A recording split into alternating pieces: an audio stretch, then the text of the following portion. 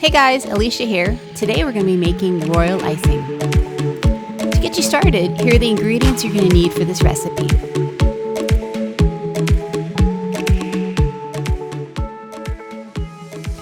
You're going to need 1,000 grams of powdered sugar, 50 grams of meringue powder, 1 tablespoon of vanilla extract, 50 milliliters of fresh lemon juice, 110 milliliters of warm water, and white food coloring, which is optional.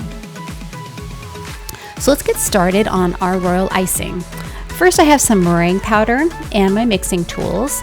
I have a lemon, a bowl and a whisk, my kitchen scale, a liquid measuring cup with a strainer, and then the mixing bowl from my stand mixer. First, what I'm going to do is I'm going to weigh out 1,000 grams of my powdered sugar. Some people like to sift it. I personally don't find much difference if I sift it, so I just do it straight from my box.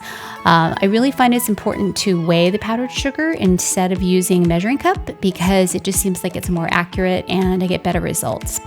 So after I've done that, then I'm going to be weighing out my meringue powder. I love the King Arthur brand of meringue powder. It actually smells really good and tastes really good. And I'm going to be measuring out and weighing 50 grams of the King Arthur meringue powder.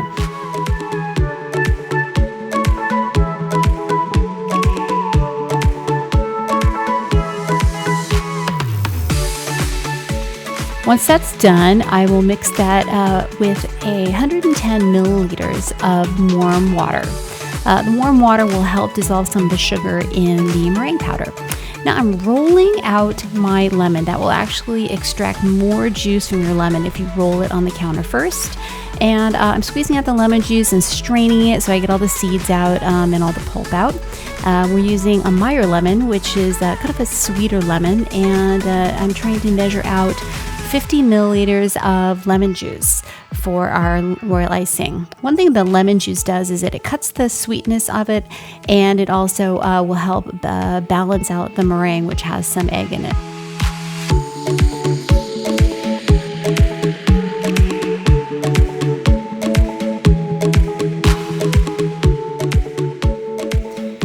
The next thing I'm adding is some really good Nielsen Massey pure vanilla bourbon extract.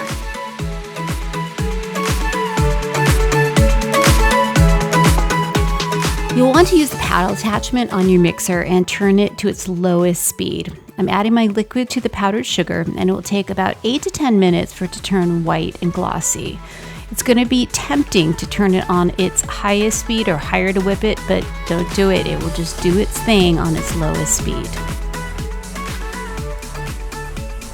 After a few minutes of mixing, I'm adding some white gel-based food coloring. The reason for this is that royal icing is kind of off-white and translucent, so adding some white will create a nice base color.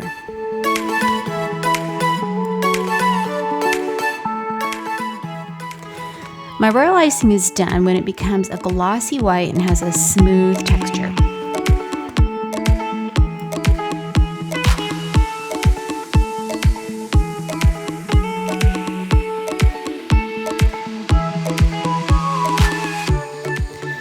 After putting the royal icing in an airtight container, I put some press and seal on the top to prevent it from crusting up and drying out.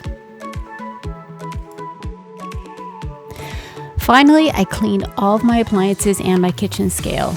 It's really important to clean all of your small appliances because they will last a lot longer. At least that's what my mom always taught me. I even cleaned the cord, and all my appliances have lasted so long. And that's it for now. If you like what you saw, please subscribe to my YouTube channel at Alicia Long Design Studio. Thanks for watching.